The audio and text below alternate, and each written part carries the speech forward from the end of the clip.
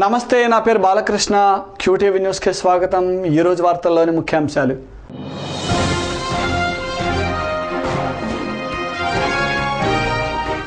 చుండూరు కేసులో సుప్రీంకోర్టు నిర్ణయం హర్షణీయం. నిందితులను కఠినంగా శిక్షించి బాధితులకు న్యాయం చేయండి. లాడ్జ్ సెంటర్లో పలు ప్రజా సంఘాల ర్యాలీ.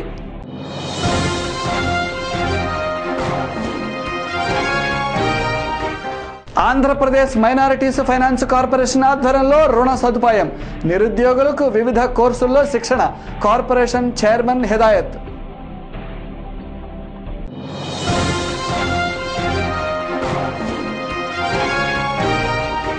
తిరుమల తిరుపతి దేవస్థానం ఆధ్వర్యంలో ఈ నెల 10వ తారీఖున ప్రారంభమవనున్న మన గుడి కార్యక్రమం. దేశవ్యాప్తంగా సంచలనం సృష్టించిన చుండూరు కేసులో హైకోర్టు ఇచ్చిన తీర్పుపై స్టే విధించిన సుప్రీంకోర్టు నిందితులకు నోటీసులు జారీ చేయాలని నిర్ణయించడంతో పలు ప్రజా సంఘాలు హర్షం వ్యక్తం చేశాయి. నేడు స్థానిక లాడ్జ్ సెంటర్లో ప్రజా సంఘాల నాయకులు, కార్యకర్తలు చనిపోయిన దళితులకు నివాళులు అర్పించారు. సుప్రీంకోర్టులో నిందితులకు శిక్ష పడేలా పోరాడతామని వారు తెలిపారు.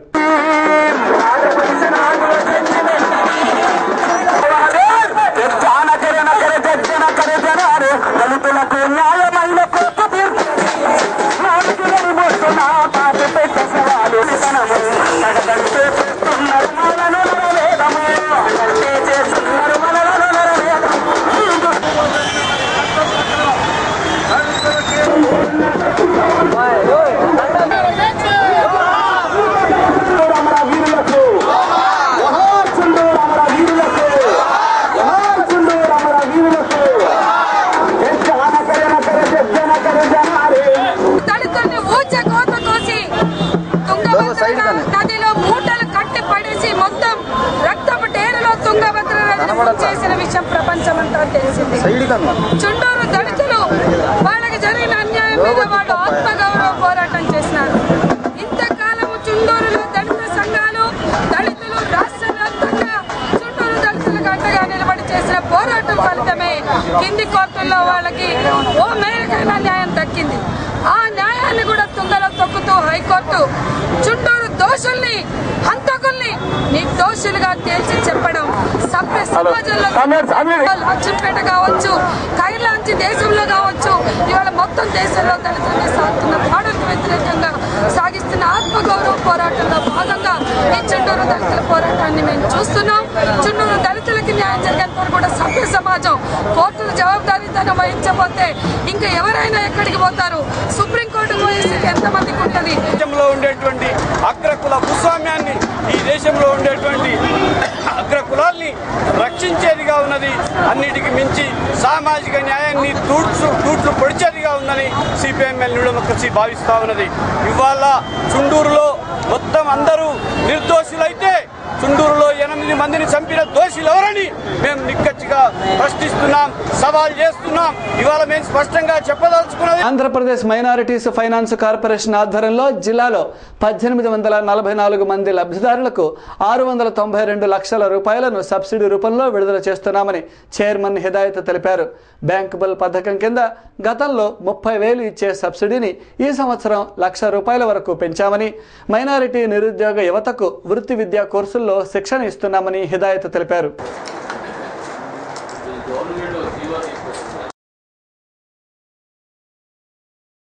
ముఖ్యమంత్రి చంద్రబాబు నాయుడు గారి నాయకత్వంలోని ప్రభుత్వం ముస్లిం మైనారిటీ వర్గాల సంక్షేమం, అభివృద్ధి కోసం చిత్తశుద్ధితో కృషి చేస్తుంది. అంతేకాకుండా గతంలో ఎన్నడూ లేని విధంగా నిధుల కేటాయింపు కూడా జరిగింది. గతంలో చాలా పెద్ద రాష్ట్రాలైన యూపీ లాంటి రాష్ట్రాలలో కూడా 43 జిల్లాలు ఉంటే మొత్తం 43 జిల్లాలకి 1,500 కోట్ల రూపాయలు మాత్రమే మైనారిటీ వర్గాల బడ్జెట్ ఉండేది. కానీ చంద్రబాబు నాయుడు గారి నాయకత్వంలో ఈ 13 జిల్లాలకు కలిపి 2014-15 యాక్షన్ ప్లాన్లో 973 కోట్ల రూపాయల బడ్జెట్ కేటాయించడం జరిగింది. అంతేకాకుండా మైనారిటీ వర్గాల సంక్షేమానికి సంబంధించిన పథకాలలో కూడా చాలా సరళీకృతం చేసి ప్రతి మైనారిటీ వర్గానికి అందేలా కృషి చేస్తున్నారు. ఈ బడ్జెట్లో దుకాన్ और మకాన్ పథకం కోసం 10 కోట్ల రూపాయలు, మైనారిటీ వెల్ఫేర్ కమిషనరేట్ కోసం 6,73,00,000 మైనారిటీ ఫైనాన్స్ కార్పొరేషన్ కోసం 110,85,00,000 క్రిస్టియన్ మైనారిటీ ఫైనాన్స్ కార్పొరేషన్ కోసం 96 కోట్ల రూపాయలు, మైనారిటీ కమిషన్ కోసం ₹1 కోటి, ఉర్దూ అకాడమీ కోసం 5,75,00,000 షాదీఖానా నిర్మాణాల కోసం 25 కోట్ల రూపాయలు, ట్రైనింగ్ అండ్ ప్లేస్మెంట్ కోసం 15 కోట్లు, వక్ఫ్ బోర్డు కోసం 50 కోట్లు, కమిషనర్ వక్ఫ్ కోసం 6,40,00,000, central for educational development of minorities కోసం 6,50,00,000, న్యూ హజ్ హౌస్ కోసం ఎక్కడైతే రాజధాని నగరం వస్తుందో ఆ రాజధాని నగరంలో హజ్ హౌస్ నిర్మాణం కోసం 10 కోట్ల రూపాయలు కేటాయించడం జరిగింది. ఈ కేటాయింపులు గతంలో ఏ ప్రభుత్వాలు కూడా ఇంత పెద్ద ఎత్తున కేటాయింపులు చేయలేదు. ఇది చాలా హర్షణీయం, చాలా సంతోషదాయకమైన విషయం మైనారిటీ వర్గాలకు. అందుకే మైనారిటీ ఫైనాన్స్ కార్పొరేషన్ తరఫున మేము రాష్ట్ర ప్రభుత్వాన్ని, ముఖ్యమంత్రి చంద్రబాబు నాయుడు గారిని, వారి మంత్రివర్గాన్ని హృదయపూర్వకంగా ధన్యవాదాలు తెలుపుతున్నాం, అభినందిస్తున్నాం. ఈ కేటాయింపులను కూడా 100% సద్వినియోగమయ్యేలా చేసి అర్హులైన ప్రతి మైనారిటీ పౌరుడి దగ్గరికి ఈ పథకాల ఫలాలను తీసుకువెళ్ళడం కోసం కృషి చేస్తామని ఈ సందర్భంగా తెలుపుతున్నాం. తిరుమల తిరుపతి దేవస్థానం వారు ప్రారంభించిన మన గుడి కార్యక్రమం ఎంతో అభినందనీయమని, హిందూ సాంప్రదాయాల ఉన్నతిని చాటే ఇటువంటి కార్యక్రమంలో అందరూ పాల్గొనాలని ఛాంబర్ ఆఫ్ కామర్స్ అధ్యక్షుడు ఆంజనేయులు కోరారు. ఈ నెల 10వ తారీఖున ఈ కార్యక్రమం జరగనున్నదని, దీనిలో భాగంగా ప్రతి జిల్లా కేంద్రాలలో వరలక్ష్మి వ్రతం, ధార్మిక కార్యక్రమాలు నిర్వహిస్తారని ఆంజనేయులు తెలిపారు.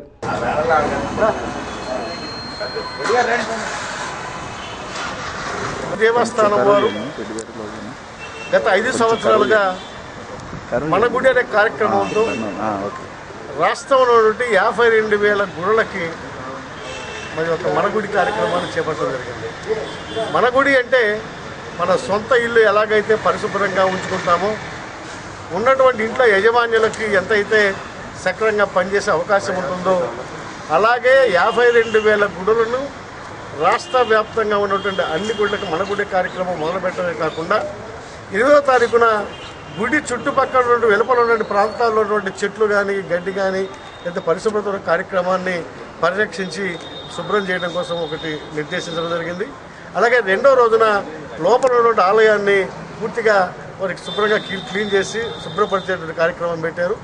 3వ రోజున వచ్చేసి ఎవరైతే ఆధ్యాత్మిక చింతనాపరులైతే ఉన్నారో, భక్తులు ఉన్నారో, వాళ్ళందరూ కూడా వారి వారి ప్రవీణంతో కోలాటాలు కానీ, నాట్యం కానీ, మరొకటి కానీ ఉన్నటువంటి కార్యక్రమాలు భక్తులందరూ గుడి దగ్గరకు వచ్చేసి ఆ గుడి నుంచి బయలుదేరి కొన్ని ప్రాంతాల్లో తిరిగి మన గుడి కార్యక్రమంలో భగవంతుడి యొక్క ఆధ్యాత్మిక చింతనని, ప్రవచనాన్ని ముందుకు తీసుకెళ్ళడం కోసం చేసే కార్యక్రమం పర్యవేక్షించడం చాలా సంతోషంగా వాళ్ళందరినీ అభినందించాల్సిన అవసరం ఉంది. గుడి కార్యక్రమం తిరుమల తిరుపతి దేవస్థానం వారు ఏర్పాటు చేయడం చాలా ఆనందదాయకం. హిందూ మత సాంప్రదాయాలను, భక్తిభావం కలిగేదానికి ఇటువంటి కార్యక్రమాలు చేయడం చాలా సంతోషం. కానీ వేలాది కోట్ల రూపాయల ఆదాయం వస్తున్నా కూడా తిరుమల తిరుపతి దేవస్థానం ఈ గుంటూరులో దాదాపు 30 సంవత్సరాల క్రితం కట్టినటువంటి ఈ యొక్క కళ్యాణ మండపానికి రంగులేసే నాదుడు లేడు.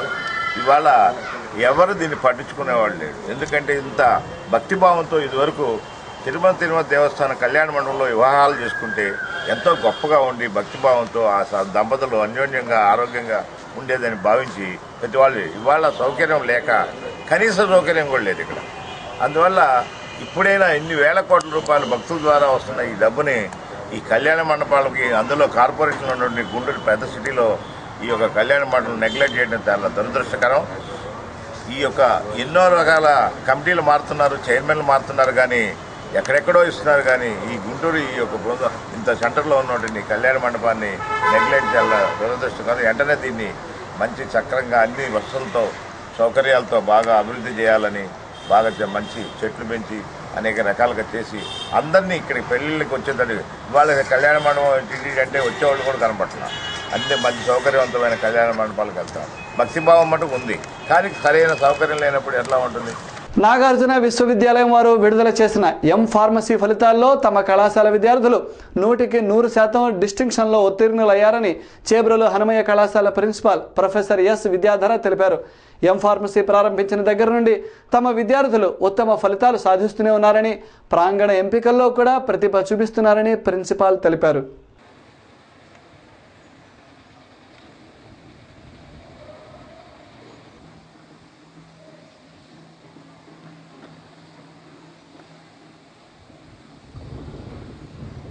Sciences M Pharmacy first year first semester విద్యార్థులు ఈ మధ్యనే యూనివర్సిటీ ఆచార్య నాగార్జున యూనివర్సిటీ వారు విడుదల చేసిన రిజల్ట్స్లో 15 మంది విద్యార్థులు హాజరు కాక 15 మంది డిస్టింక్షన్లో పాస్ అయ్యారని చెప్పడానికి సంతోషిస్తున్నాం. గత 4-5 సంవత్సరాలుగా కళాశాలలో ఎంఫార్మసీ స్థాపించిన దగ్గర నుంచి అందరు విద్యార్థులు 100% ఉత్తీర్ణత అవడంతో పాటు ఎక్కువ మంది డిస్టింక్షన్ సాధిస్తున్నారు. మరీ ముఖ్యంగా ఈ సంవత్సరం 15 మంది అందరికీ డిస్టింక్షన్ రావటం చాలా మంచి పరిణామం.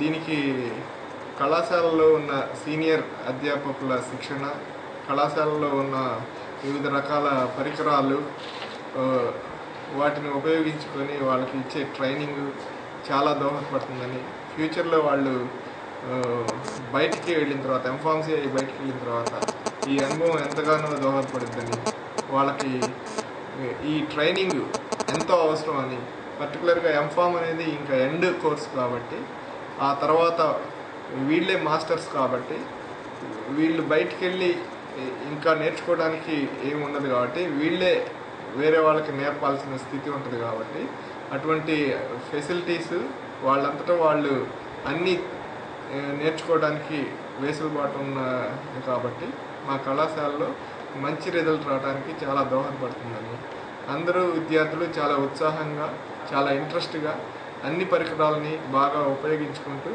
మంచిగా అభ్యసిస్తుండటం వల్ల ఇటువంటి రిజల్ట్ వచ్చిందని, ఫ్యూచర్లో కూడా అందరు విద్యార్థులు ఇంట్రెస్ట్తో కష్టపడి చదివితే డెఫినెట్గా ఇట్లాంటి రిజల్ట్స్ సాధించడంలో ఎటువంటి ఇబ్బంది ఉండదని తెలియజేస్తాను. లక్ష్మీ హారిక, నేను Chebrolu Hanuman institute of pharmaceutical సైన్సెస్లో ఫార్మస్యూటిక్స్ బ్రాంచ్లో చదువుతున్నాను. మొన్న రీసెంట్గా Acharya Nagarjuna university results release అయ్యాయి. నాకు 83.5% వచ్చింది. మేమందరం చాలా సంతోషంగా ఉన్నాము. మా కాలేజ్లో ఉన్న ఎక్విప్మెంట్ కానీ, లైబ్రరీ ఫెసిలిటీస్ కానీ, ఇంకా లెక్చరర్స్ కానీ ఎప్పుడు ఏది కావాలంటే అప్పుడు ఎంకరేజ్ చేస్తూ సపోర్ట్ చేస్తూ మా డౌట్స్ అన్ని క్లారిఫై చేస్తూ ఉంటారు. అండ్ నేను చాలా thankful for the management, staff and everything. Thank you. మొన్న Acharya Nagarjuna university results M Pharm first year first సెమ్లో 79% వచ్చింది. ఈ కాలేజ్లో ల్యాబొరేటరీ ఫెసిలిటీస్ చాలా బాగున్నాయి. ఆల్మోస్ట్ అన్ని ఇన్స్ట్రుమెంట్స్ ఇండస్ట్రీలో ఎలా యూజ్ చేస్తారో ఇక్కడ ఈజీగా నేర్చుకుంటున్నాం. అండ్ లెక్చరర్స్ చాలా బాగా కోఆపరేట్ చేస్తారు మా డౌట్స్.